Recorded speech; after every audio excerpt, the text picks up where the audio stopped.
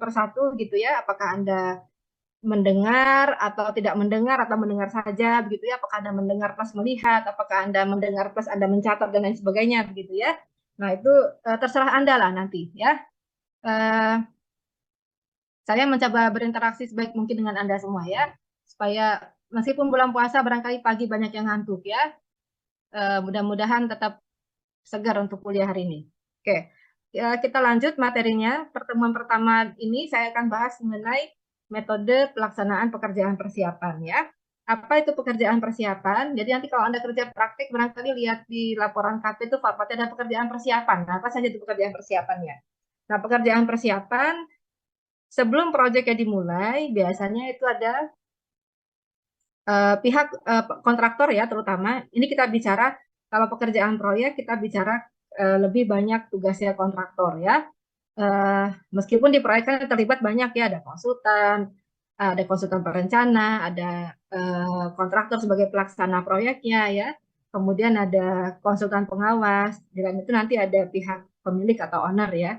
Nah, kalau pekerjaan persiapan, kalau pekerjaan konstruksi di sini kita akan lebih banyak membahas mengenai tugas-tugasnya kontraktor. Nah, dalam pekerjaan persiapan, kontraktor itu wajib menyusun beberapa poin ini ya.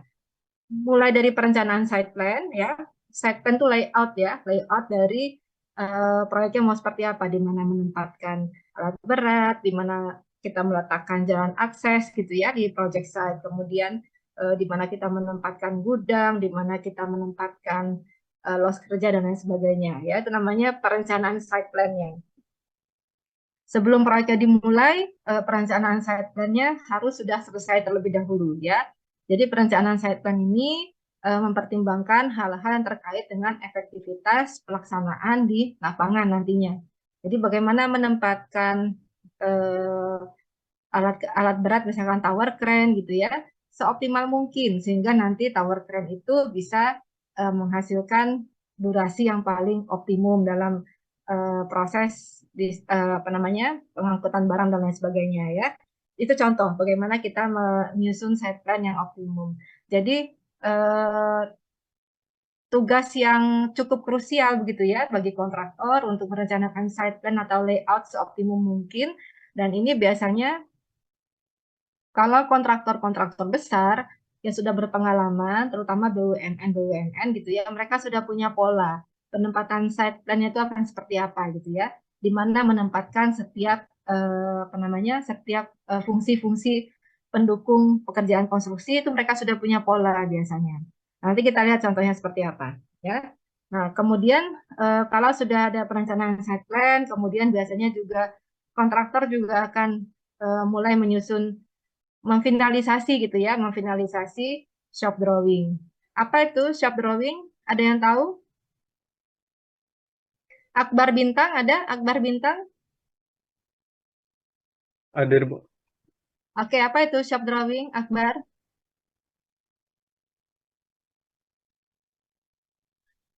Kalau jenis-jenis gambar apa saja yang Anda pahami, Akbar?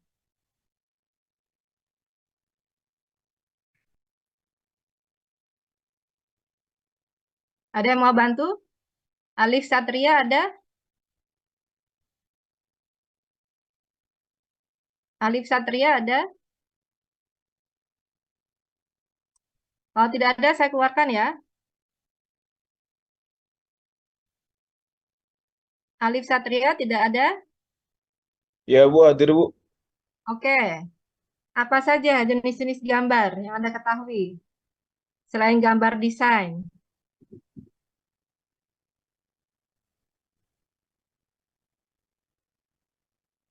Sudah belajar manajemen proyek belum?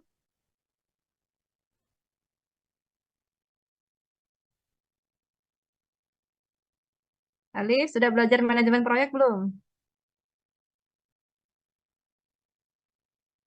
Sudah, Bu. Oke, apa saja gambar yang harus dipersiapkan oleh kontraktor biasanya? Mungkin gambar perencanaan, Bu. Kalau gambar perencanaan biasanya dari desainer ya, dari konsultan perencana ya. Kalau gambar yang disiapkan oleh kontraktor apa?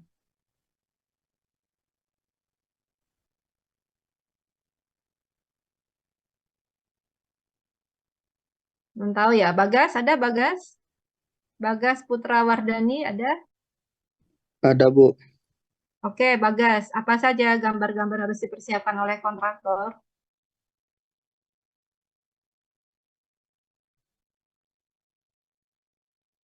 Waduh, mahasiswa sipil ya. Coba ya, jadi kontraktor itu wajib membuat setidaknya 2 gambar ya. Ada gambar shop drawing ini harus dibuat sebelum pekerjaan proyeknya dilaksanakan. Ya, ini syaratnya. Jadi shop drawing ini adalah penerjemahan dari desain, dari detail engineering design ya, dari gambar DED istilahnya ya. Shop drawing ini adalah detailnya ya, bagaimana jumlah baut dalam setiap sambungan itu akan digambar dengan detail. Itu contoh dari shop drawing ya. Jadi shop drawing ini adalah detail-detail gambar yang harus dibuat oleh kontraktor sebelum mereka melaksanakan pekerjaan. Artinya menunjukkan bahwa si kontraktor paham, bisa memahami, bisa menerjemahkan gambar rencana tadi ke dalam apa yang mau dikerjakan nantinya gitu ya. Nah, itu disebut dengan shop drawing. Nah, kalau sudah pekerjaan sudah selesai, keseluruhan pekerjaan sudah selesai, nantinya juga kontraktor wajib membuat gambar yang disebut apa? Namanya as-built drawing ya. Jadi as-built drawing adalah gambar yang dibuat setelah pekerjaan selesai, dibuat persis seperti apa yang telah dikerjakan. Mengapa demikian? Karena ada kemungkinan apa yang direncanakan itu tidak bisa direalisasikan persis gitu ya pada saat di lapangan. Nah, ada perubahan-perubahan kecil gitu ya, atau perubahan-perubahan cukup signifikan. Nah, itu perubahan itu didokumentasikan dalam gambar yang disebut sebagai as-built drawing. Nah, nanti as-built drawing ini digunakan sebagai panduan bagi pengelola gedung, bagi pemilik gedung, bagi pemilik bangunan gitu ya, bagi pemilik jembatan dan lain sebagainya, sebagai panduan untuk melakukan pekerjaan pemeliharaan bangunan tersebut ya. Nah, jadi ada 2 gambar yang disiapkan oleh kontraktor. Jangan nggak paham lagi ya, Anda semua ya. Jadi ada 2 gambar itu yang disiapkan oleh kontraktor. Nah, kalau untuk pekerjaan persiapan, jadi nanti kita lihat di belakang uraiannya seperti apa. Kemudian juga ada proses pengadaan material. Nah, material yang dipersiapkan pada pekerjaan persiapan ini adalah hanya material-material untuk pekerjaan persiapan awal di lokasi proyek ya, bukan pekerjaan untuk pembangunan konstruksinya itu sendiri ya. Nah, kemudian kalau sudah semua itu baru didatangkanlah peralatan-peralatan berat ya, peralatan dibutuhkan untuk pekerjaan. Itu disebut dengan proses mobilisasi peralatan. Kalau sudah selesai nanti peralatan dikembalikan lagi namanya demobilisasi ya. Jadi ini adalah tahapan-tahapan dari pekerjaan persiapan yang harus Anda semua pahami dalam setiap penyelenggaraan proyek konstruksi ya. Kita lihat satu persatu. Nah, ini adalah contoh dari perencanaan site plan ya. Gambar di kanan itu menunjukkan site plan dari suatu proyek bangunan gedung ya. Jadi disebut site plan ini merupakan layout gitu ya, layout dari elemen-elemen apa saja atau fasilitas-fasilitas apa saja yang harus ada di dalam suatu project site, lokasi project ya. Nah, biasanya site plan ini setidaknya terdiri dari poin-poin ini yang di sebelah kiri ya. Ada kantor proyek yang disebut dengan direksi kit ya. Kemudian ada gudang, gudang ini digunakan untuk gudang material, gudang peralatan ya, peralatan-peralatan ringan, peralatan kecil seperti itu. Kalau material biasanya material-material yang sifatnya material finishing atau semen PC begitu ya. Kemudian juga jika diperlukan ada base camp ya, base camp dan barak untuk pekerja. Nanti kita lihat satu persatu ya. Kemudian ada los kerja untuk los kerja besi, los kerja kayu gitu. Kemudian ada pos jaga dan juga pagar proyek. Semuanya harus diatur sedemikian rupa ya. Ada jalan kerja, ada penempatan alat berat dan lain sebagainya ya. Kalau menggunakan komponen-komponen precast ya. Precast itu apa? Precast. Ada yang tahu precast itu apa? Pracetak. Pracetak ya. Oke. Jadi komponen precast itu juga kalau proyeknya menggunakan komponen precast harus dipertimbangkan di mana tempat menumpukan komponen-komponen precastnya ya. Nah, ini adalah beberapa pertimbangan dalam perencanaan site plan atau layout dari fasilitas proyek. Nah, ini contohnya yang dalam garis tebal ini adalah project site-nya ya. Ini adalah areal bangunannya nantinya. Nah, kemudian ini adalah penataan layout dari di project site ini. Nah, coba kalau kita lihat ya, ini adalah legenda-legendanya ya. Nomor satu itu adalah pagar proyek. Jadi setiap proyek harus punya pagar ya. Tidak boleh proyek yang tidak diberi pagar ya. Kemudian ada pintu masuk. Pintu masuknya dibuat barangkali ini pintu masuk salah satunya sebagai pintu akses keluar gitu ya, atau bisa dua-duanya sebagai pintu keluar masuk, begitu juga bisa. Tergantung dari kondisi lahannya seperti apa. Nah, kemudian biasanya dekat pintu masuk itu pasti ada pos jaga ya. Nah, ini setiap pintu masuk nomor 3 itu pos jaga, nomor 2 pintu masuk ya, ini pos jaga. Project site itu harus dijaga, seharusnya ya dijaga dengan ketat ya. Kalau di luar negeri itu akses untuk keluar masuk ke lokasi project itu betul-betul dikontrol ya. Orang yang bisa masuk keluar masuk ke project site itu harus punya identitas, harus memiliki kartu akses gitu ya. Sedemikian ketatnya orang menjaga project site. Apalagi kalau project ini adalah project yang sifatnya penting dan rahasia ya. Nah, itu maka harus ada pos jaga di sini ya. Kemudian yang keempat ini adalah adanya jalan akses ya. Jalan akses ini bertujuan sebagai jalan kerja, tetapi juga berfungsi sebagai jalan untuk mendistribusikan logistik ya, logistik project. Jadi membawa material, keluar masuk membawa material dan lain sebagainya, itu harus dipertimbangkan. Kemudian juga jalan kerja ini harus dilihat, ada beberapa pertimbangan yang harus diperhatikan ya. Apakah artinya begini, keluar masuk itu akan seperti apa nantinya? Nanti kita lihat di poin-poin di slide berikutnya ya. Kemudian setiap pagar proyek itu biasanya ada logo perusahaannya gitu ya, kontraktornya siapa, ownernya siapa begitu. Kemudian sebaiknya juga ada ornamen, ada detail, ada informasi detail mengenai ornamen proyeknya seperti apa. Apakah ini gedung tingkat gitu, atau bangunan jalan, jembatan dan lain sebagainya ya. Jadi pagar proyeknya harus ada informasi yang akurat sehingga orang dari luar bisa mendapatkan informasi, oh ini adalah proyek bangunan gedung ya. Jadi orang tidak penasaran mengintip ke dalam. Nah, kemudian yang lain adalah di sini ada direksi kit ya atau kantor proyeknya. Kemudian ada nomor 9 ini apa? Ada gudang logistiknya ya dan seterusnya. Ini adalah los kerja, tempat penumpukan material besi barangkali ya, besi, kayu dan lain sebagainya. Ini juga sama ya. Nah, kemudian ini adalah penempatan tower crane-nya nomor 17, lihatnya tower crane ya. Nah, ya. 17 itu adalah penempatan tower crane-nya ya. Ini lengan tower crane-nya bisa menjangkau di area sini ya. Jadi hal-hal seperti ini disebut dengan site plan. Ini harus direncanakan dengan optimum ya. Nah, kemampuan Anda mengoptimasi ini seringkali diuji ya dalam seleksi-seleksi masuk kerja gitu ya.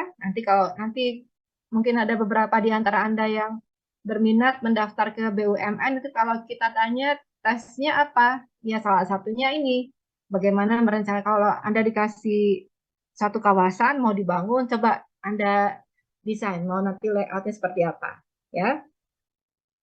Ada pertimbangan-pertimbangan di situ yang harus dipikirkan ya.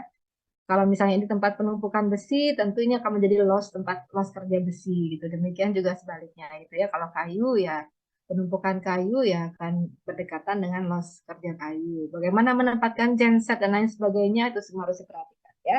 Jadi ini disebut dengan perencanaan site plan. Nah, berikutnya dalam elemen-elemen site plan tadi ada beberapa fasilitas penting harus dipersiapkan ya. Misalnya yang pertama adalah direksi kit. Direksi kit ini adalah kantor gitu ya, kantor tempat bekerja para staf baik dari kontraktor, dari konsultan pengawas gitu ya, termasuk juga perwakilan owner di project site-nya, ya.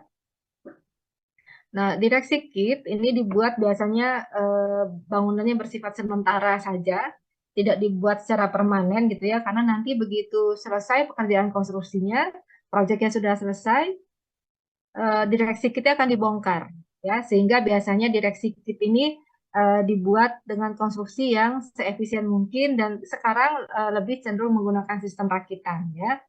Nah, kemudian ada pertimbangan beberapa komponen bangunan yang bisa dipakai berulang kali dalam apa namanya dalam bangunan direksi kit. Misalnya dari struktur rangkanya gitu, kemudian dari panel dinding, penutup atap, kemudian panel lantai dan lain sebagainya. Nah, ini adalah beberapa material-material yang bisa dipakai berulang kali. Nah, kenapa direksi kit itu dibuat pertimbangannya seperti ini? Menggunakan material yang bisa dipakai berulang kali, karena tadi ya, bangunannya hanya bersifat sementara saja. Begitu nanti proyek yang selesai, akan mubazir kalau bangunan tersebut dibongkar begitu saja. Kalau seandainya nanti ada perpindahan apa ya, pergerakan tim kontraktor ke proyek yang lain di lokasi yang berdekatan, biasanya material-material itu bisa digunakan kembali di proyek yang lain gitu ya. Nah, maka sekarang cenderung penggunaan direksi kit itu menggunakan material-material seperti ini sehingga ini bisa digunakan sistem rakitan tadi ya. Jadi sistem rakitan menggunakan material-material seperti ini.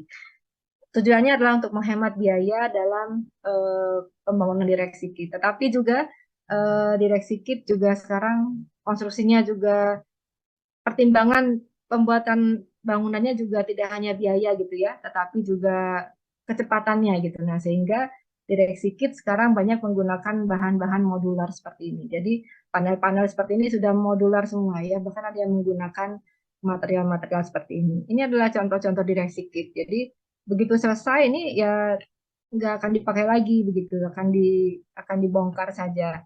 Nah, kadang-kadang juga kontraktor yang pertimbangannya kalau project site itu berada pada remote area, mereka cenderung tidak apa namanya tidak menginvestasikan material peralatan untuk membangun direksi kit, tapi mereka sewa gitu ya. Nah, kemungkinan yang tempat-tempat seperti ini, direksi kit seperti ini, berada di tempat-tempat yang sifatnya di remote area seperti itu, ya. Jadi pertimbangannya seperti itu. Ini adalah beberapa contoh direksi kit. Selain direksi kit yang biasa Anda lihat di proyek-proyek di daerah kita, barangkali ya, polanya seperti ini. Ini saya ambil dari contoh direksi kit punya PTPP ya. Ini desain direksi kit mereka ya. Jadi di direksi kit itu setidaknya harus ada ruang kerja, kemudian ada ruang apa namanya ruang khusus untuk komputer ya, di mana tim khusus di sini bisa mendesain, merancang atau menggambar dan lain sebagainya, menghitung dan lain sebagainya. Kemudian ada ruang khusus untuk ruang kerja untuk pimpinan proyeknya ya, ada ruang kerja, ruang rapat dan lain sebagainya ya. Selain itu juga ada fasilitas-fasilitas pendukung untuk ruangan direksi kit ini. Bisa dibuat satu tingkat, bisa dibuat dua tingkat direksi kitnya ya, tergantung dengan kebutuhan. Kalau memang timnya sangat banyak, barangkali harus dibuat dua tingkat gitu ya. Jadi kalau dibuat dua tingkat di punyanya PP, standarnya PT PP ya, pembangunan perumahan. Nah, itu mereka membuat di atas itu untuk ruang rapat dan juga ruang pimpinan proyek ya, itu khusus untuk ruang rapat, ruang kerja dan ruang pimpinan proyek. Sedangkan kalau di bawah itu biasanya untuk staf-staf yang perencana, pengawas dan lain sebagainya ya. Nah, itu standar dari PT-PP sebagai salah satu kontraktor BUMN gedung terbesar di Indonesia ya. Nah, ini standar mereka. Mereka sudah punya standar sendiri seperti ini untuk direksi kit ya. Nah, kemudian yang harus ada juga dalam pekerjaan persiapan proyek adalah bangunan base camp dan juga barak.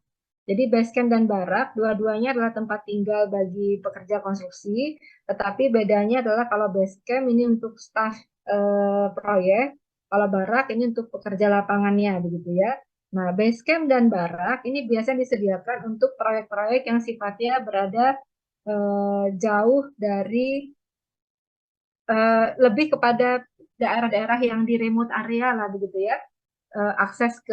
Jadi akses pekerja itu untuk ke lokasi proyek. Kalau terlalu jauh maka dibuatlah semacam mesh begitu. Kalau untuk staff disebut base camp, kalau untuk pekerja lapangan disebut dengan barak ya. Kalau barak biasanya pasti ada meskipun proyek itu berada di tempat yang strategis pun tetap baraknya itu harus ada di sekitar proyek ya. Karena pekerja itu sewaktu-waktu kadang ada yang harus bekerja lembur begitu, kadang sewaktu-waktu mereka juga harus dipanggil karena ada suatu hal yang harus berbagi dan lain sebagainya gitu ya, atau ada kejadian-kejadian misalkan keruntuhan, kegagalan konstruksi dan lain sebagainya. Nah mereka tuh harus standby selalu, maka barak biasanya diletakkan berdekatan dengan project site-nya. Kalau base camp biasanya dilengkapi dengan fasilitas yang ada fasilitas tambahan lah begitu ya, terutama fasilitas berupa sarana olahraga. Karena bayangkan kalau orang bekerja di remote area tidak ada fasilitas olahraga gitu ya, kan sangat membosankan. Jadi salah satu sarana lah begitu ya, sarana untuk hiburan dan juga bersosialisasi antar pekerja itu adalah fasilitas tambahan seperti ini.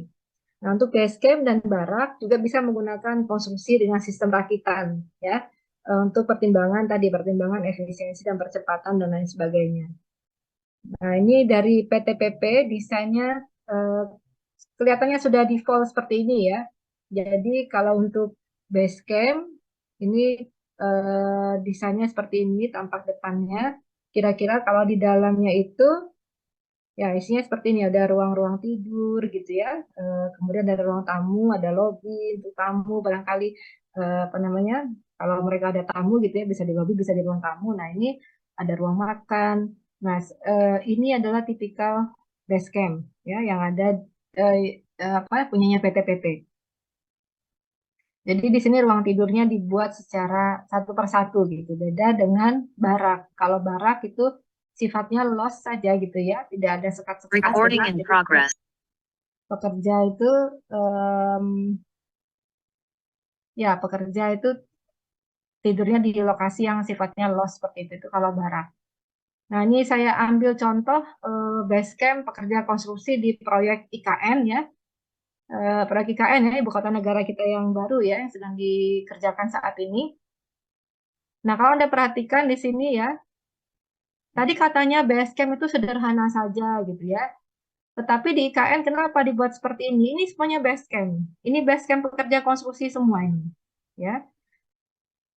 Proyek IKN kita ketahui ini memiliki area yang sangat luas, membutuhkan pekerja konstruksi yang sangat banyak di sana, ya. Sehingga hunian mereka pun harus dipertimbangkan, ya. Harus didesain sebaik mungkin juga begitu. Nah, di IKN ini base camp pekerja konstruksi ini dibuat seperti rumah susun seperti ini, ya. Nah, tampilannya seperti ini. Nah, ini nanti bagian dalamnya sudah mulai ada. Kalau ini untuk baraknya ya, barak pekerjanya, termasuk di sini juga ya, barak pekerja juga ditempatkan di bangunan yang sama seperti rumah susun begitu. Los begini, ini adalah beberapa bed yang ada di dalam base camp tersebut ya. Nah, jadi di IKN ini apa namanya, karena pekerja konstruksinya sangat banyak ya. Jadi jumlah hunian pun juga harus betul-betul diperhitungkan sama Kementerian PUPR ya. Kemudian transportasi mereka dari sini ke project site-nya itu juga sudah disediakan. Nah, sekarang ini sudah progresnya sudah seperti ini ya. Fasilitas di dalamnya juga sudah mulai diisi oleh pemerintah. Jadi ini adalah contoh base camp di IKN. Nah, kemudian juga di proyek konstruksi mau tidak mau harus mempersiapkan gudang gitu ya. Gudang ini nanti tempat menyimpan material dan juga alat-alat yang sifatnya alat-alat kecil atau alat-alat ringan gitu. Nah, material yang harus disimpan dalam gudang itu terutama adalah material yang sensitif terhadap pengaruh cuaca. Misalnya material seperti semen, PC gitu ya, kemudian material-material finishing, itu semua harus disimpan di dalam gudang. Nah, kemudian pengaturan keluar masuknya material ya harus memenuhi kaidah-kaidah first in first out ya. Artinya material yang pertama kali masuk itu harus nanti dikeluarkan pertama kali. Nah, pola seperti ini mempengaruhi desain gudangnya seperti apa ya. Jadi biasanya, nah ini ya, jadi biasanya ini ada gudang PC ya, ini punyanya PTPP ya, ini gudang PC. Nah ini ada gudang bahan seperti misalkan penutup lantai dan lain sebagainya ya. Nah ini ada admin gudangnya. Nah ini dibuat biasanya ada dua jalan akses, ada pintu akses ya keluar, ada satu untuk pintu masuk, satu pintu keluar begitu. Jadi nanti material yang datang itu ditumpuk di dekat pintu keluar. Material pertama kali datang ditumpuk dekat pintu keluar gitu ya. Sehingga nanti barang tersebut cepat langsung dikeluarkan duluan. Jadi barang yang datang belakangan akan dikeluarkan terakhir gitu. Nah, kira-kira pengaturannya seperti itu. Nah, gudang ini sekarang memang trennya adalah kontraktor tidak lagi menumpuk material yang banyak di gudang, ya. Karena apa? Sekarang ini orang sudah berpikir bagaimana bagaimana pengelolaan proyek konstruksi itu bisa berlangsung dengan prinsip lean atau ramping begitu ya. Ada yang pernah dengar nggak istilah lean construction atau konstruksi ramping? Ada yang pernah dengar? Belum ada? Jadi konstruksi ramping itu adalah bukan konstruksi yang bangunannya tinggi, menjulang ke atas, gitu bukan ya. Tapi bagaimana penyelenggaraan proyek konstruksi ini bisa menghemat biaya dan juga bisa menghemat waktu ya. Pada akhirnya juga menghemat waktu ini tujuannya adalah untuk menghemat biaya ya. Nah sekarang terkait sama pengadaan material ya, terkait dengan apa namanya penyediaan gudang penyediaan gudang untuk penyimpanan material. Sekarang gudang-gudang di proyek itu biasanya tidak banyak lagi ya. Si kontraktor biasanya sudah menjalin menjalin partnership lah gitu ya, partnership dengan distributor material, bahkan dengan produsen materialnya langsung.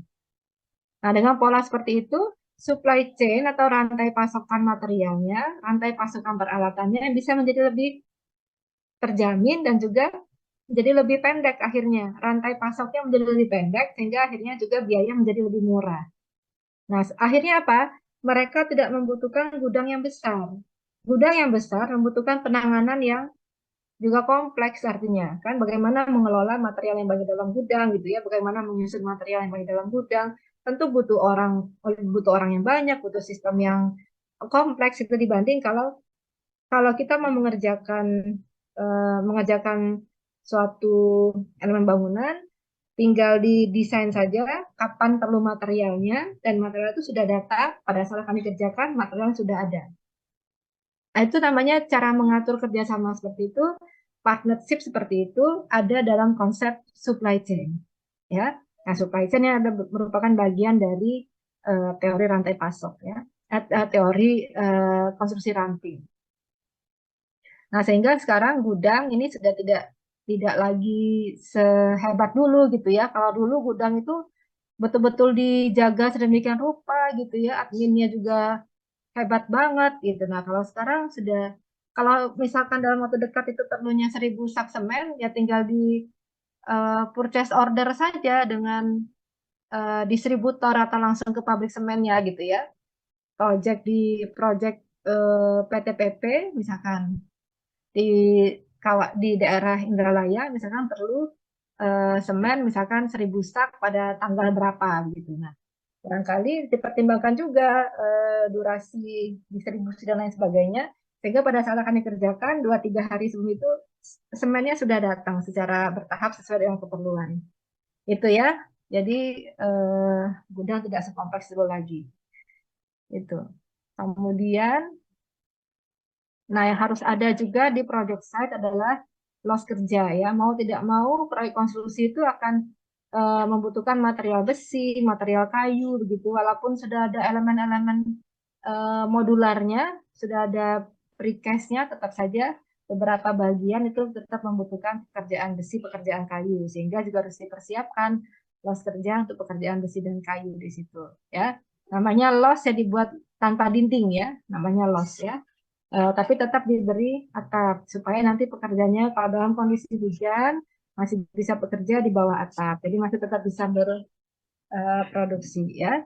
Nah, ini adalah contoh pengerjaan pembesian, fabrikasi pembesian. Ini adalah pekerjaan kayu. Nah, berikutnya kita lihat pagar proyek. Pagar proyek tadi harus ada, wajib ada ya.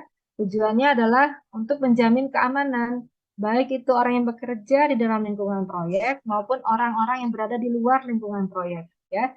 Supaya tidak ada akses bebas keluar masuk. Tujuannya juga demi tidak hanya kenyamanan, tidak hanya keamanan, tetapi juga demi kenyamanan begitu ya. Nah, sehingga agar proyeknya harus dibuat kokoh gitu ya, kokoh supaya tidak mudah roboh. Biasanya ada pengikat-pengikatnya gitu ya, sehingga tidak mudah roboh. Tadi ada pengaku-pengakunya biasanya.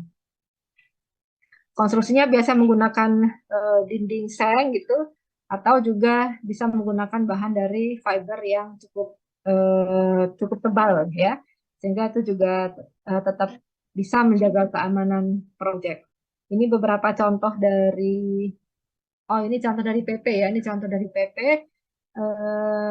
terkait dengan desain baku pagar proyeknya. Jadi ada logo perusahaan ya. Ini saya sebut dengan detail ornamen gedungnya, detail ornamen proyeknya. Kalau ini adalah lambang bangunan gedung, berarti di dalam situ ada pekerjaan gedung artinya ya. Nah, kemudian ketinggian dari pagar ini biasanya sekitar 2,5 meter biasanya ya. Ketinggian pagar proyek sekitar 2,5 meter. Nah, kemudian panjang pagarnya tentu sesuai dengan kebutuhan di proyek seperti apa. Nah, ini beberapa contoh pagar proyek ya. Ini saya ambil pagar proyek LRT Jabodetabek ya. Nah, ini cukup tinggi ya. Kalau kita lihat, kemudian hal yang penting juga adalah pagar proyek itu tidak boleh membatasi akses visibilitas ya. Jadi informasi apa yang terkait dengan itu, terutama di jalan ya, dengan lalu lintas itu tetap harus ditampilkan, tetap harus bisa dilihat oleh orang di luar proyek ya. Jangan sampai proyek ini menghalangi pandangan. Nah, kemudian juga di proyek harus diperhatikan juga biasanya pagar-pagar ini juga sudah diberi rambu-rambu ya.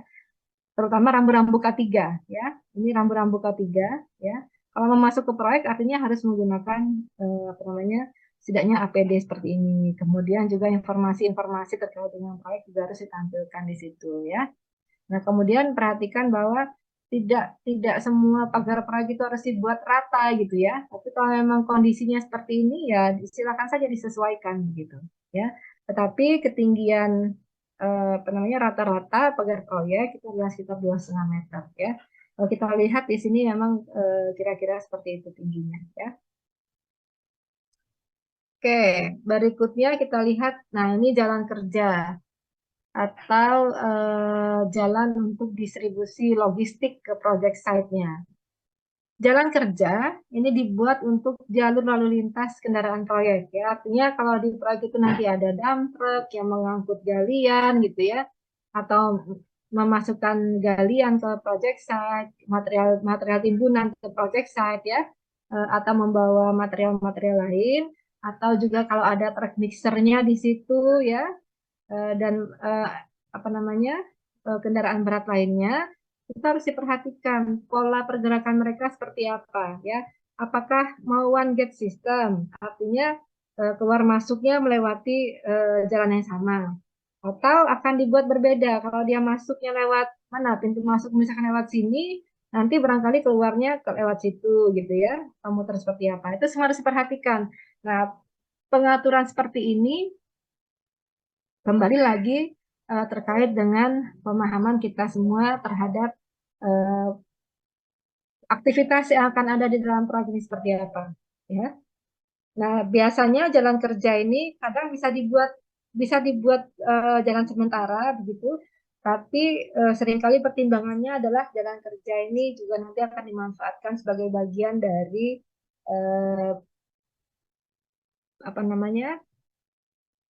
bagian luar dari bangunan, nanti akan digunakan kembali gitu ya setelah bangunannya, setelah proyek intinya selesai.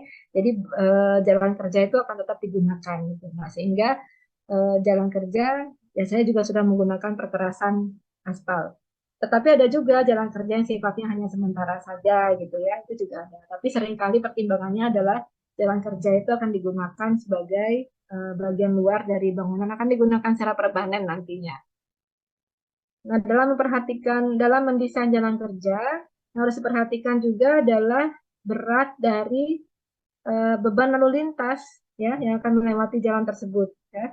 Jangan sampai menggunakan perkerosan yang sifatnya tidak, ya perkerasannya tidak mampu menahan beban lalu lintas, sehingga nanti terjadi misalkan truk mixernya menjadi amblas dan lain sebagainya gitu ya. Nah, itu harus diperhatikan, harus diperhitungkan artinya. Nah, bagaimana kita mampu mendesain jalan kerja yang baik, tentu tadi terkait dengan pemahaman Anda semua terkait dengan aktivitas yang ada di sini ya. Jadi tidak sederhana sebetulnya ya. Nah, karena ini cukup kompleks ya, penataan layout ini juga cukup kompleks. Sudah banyak ya software yang bisa membantu mendesain layout seperti ini ya, termasuk jalan kerja di sana ya. Bagaimana kita mendesain pola pekerjaan di dalam lokasi proyek, bagaimana nanti kita mendesain arah keluar masuk kendaraan dan lain sebagainya, bagaimana mendesain jalan kerja, itu bisa dibantu dengan software. Sudah banyak software yang bisa digunakan ya.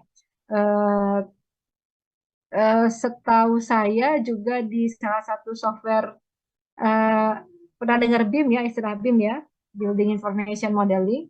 Nah, itu juga beberapa fitur di beberapa softwarenya sudah bisa mengakomodir itu ya. Jadi mendesain layout seperti ini, maksud jalan kerja di dalamnya. Nah, kemudian dalam tahap persiapan proyek, yang harus diperhatikan juga adalah di mana menempatkan alat berat ya. Nah, alat berat ini biasanya kalau untuk bangunan-bangunan yang skala besar adalah menggunakan tower crane atau juga lift bahan gitu. Tidak hanya bangunan yang meningkat ke atas, tapi juga bangunan-bangunan bawah tanah, yang ada bangunan bawah tanah juga membutuhkan